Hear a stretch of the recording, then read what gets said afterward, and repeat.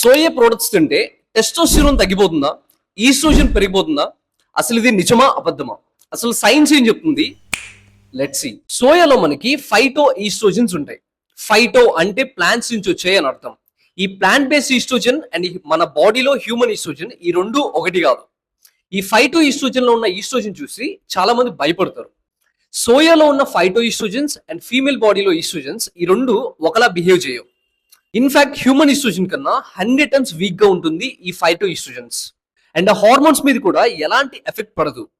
And చాలా researches కూడా చెప్తున్నాయి మెన్ లో టెస్టోస్టిరోన్ తగ్గదు, ఈస్ట్రోజన్ పెరగదు, అండ్ ఫెర్టిలిటీ మీద కూడా ఎలాంటి ఎఫెక్ట్ పడదు. సో సోయా ఎంత తినాలి? 50 to 100 grams కంఫర్టబుల్ గా తినొచ్చు, ఐదర్ సోయా చంక్స్ నుంచి కానీ ఆర్ సోయ్ ప్రొడక్ట్స్ నుంచి కానీ. మిత్ ఏంటంటే ఎవరైనా సోయా తింటే టెస్టోస్టిరోన్ తగ్గిపోతుంది, ఈస్ట్రోజన్ పెరిగిపోతుంది, హార్మోనల్ ఇంబ్యాలెన్స్ వస్తుందంటే ఇవన్నీ మిత్స్. ఇది నేను చెప్పట్లేదు, సైన్స్ చెప్తుంది. సో సోయా అనేది మనకి budget friendly and high quality protein, complete amino acid profile ఉంటుంది. సో బోనస్ టిప్ ఏంటంటే ఒక 50 to 60% ప్రోటీన్ సోయా నుంచి తీసుకోండి, మిగతాది వేరే సోర్సెస్ నుంచి కంప్లీట్ చేయండి. సో దట్ మీకు వైటమిన్స్ అండ్ మినరల్స్ కూడా అందుతాయి. So follow for more such content.